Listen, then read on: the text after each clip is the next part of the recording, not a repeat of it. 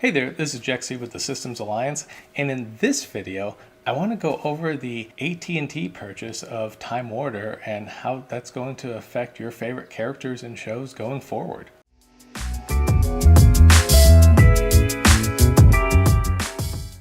So as some of you may have heard, AT&T and Time Warner have spent the past 6 months battling the U.S. Justice Department in terms of trying to get this $85 billion deal done. We're talking many more billions of dollars than the Disney deal for Fox or Comcast deal for Fox, however that goes. I'll get into that separately. But this deal was actually expected to be denied by the judge. But instead, he ruled in favor of it and against the United States government, and in doing so actually said to the U.S. government, I wouldn't even appeal because you have no grounds to appeal on. He thought their case was that weak. It turns out that's exactly what happened, and the deal is now complete. So what does that mean? AT&T, obviously a phone company, with its roots all the way back to Alexander Graham Bell. But how does this affect everything going forward for the properties that Time Warner owns? As many of you know, Time Warner, specifically Warner Brothers, owns some of the most iconic characters in the world. And although the name Time Warner is gone now,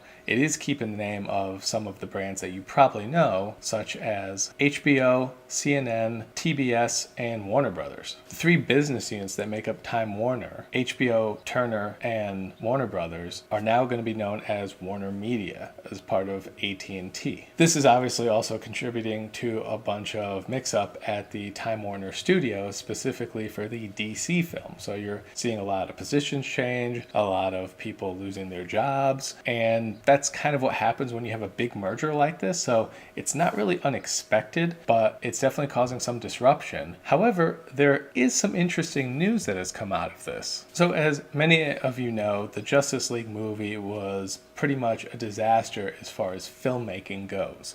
Zack Snyder was originally directing it. He was fired halfway through. And yes, if you thought that he quit because of his family matters, that's not what happened. He was fired, and WB used his family issues as a cover for that. So definitely not cool on WB's part. And since then, Zack Snyder, along with pretty much half the fan base, including a bunch more who wouldn't mind seeing this, everyone's been asking to have the Snyder Cut released. Everyone wants the Snyder Cut. People didn't like the Joss Whedon cut, and even it's not fair to Joss Whedon when you think about it, because Joss Whedon had his movie cut by the executives as well, because there should have been at least a half an hour more of the movie that they cut at the end to somehow get more of it in theaters and somehow make more money, even though it made them lose more money because the film was subpar. Once again, WB execs getting in their own way, shooting themselves in the foot, but who knows, maybe that's over now that AT&T's in charge. We'll just have to see. The interesting point, though, is that one of the fans of Justice League and Zack Snyder, someone who wants the Snyder Cut released, messaged AT&T after the merger to their service center, which is just AT&T Cares, sent him a text and said, I need help, and then did the hashtag release the Snyder Cut, which has been popular ever since then. And AT&T actually responded, not even with their generic response. They said, we're constantly improving our services. Please keep checking back for an update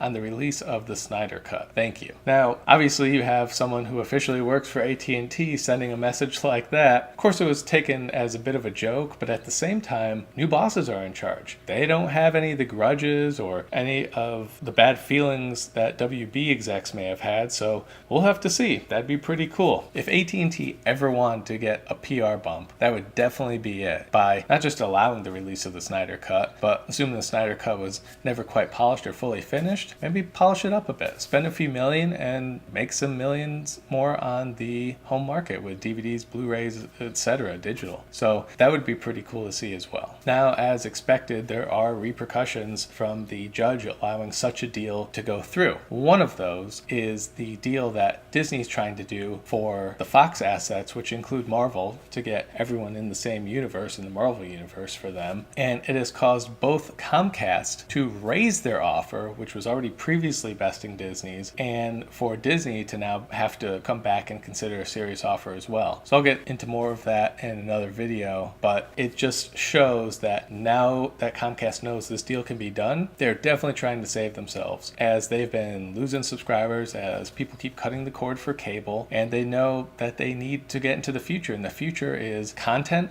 and streaming. And in order to do that, you have to have the content. So they're trying their best to make a move for Fox's assets, and we'll see how that goes. So let me know your thoughts on the AT&T and Time Warner deal for $85 billion. Do you think that was a good amount of money to pay for all those assets? Not only are you getting things like HBO and the DC universe and everything that comes with that, you're also getting the classic Looney Tunes. You're getting all these characters that go back so far that, in my opinion, Time Warner has not really been utilizing too well. At least they're making DC movies, but they certainly have been utilizing it that well, you could argue. And as far as the other characters, you hardly see them anywhere. I mean, maybe you'll see them on reruns and stuff like that, or old stuff that you might happen to have, but generally I think they could be doing a lot more with these characters and these properties that AT&T will now control. So let me know what you think about that. What do you think AT&T should do next? Do you think they should release the Snyder Cut? Let me know, and we'll see you next time.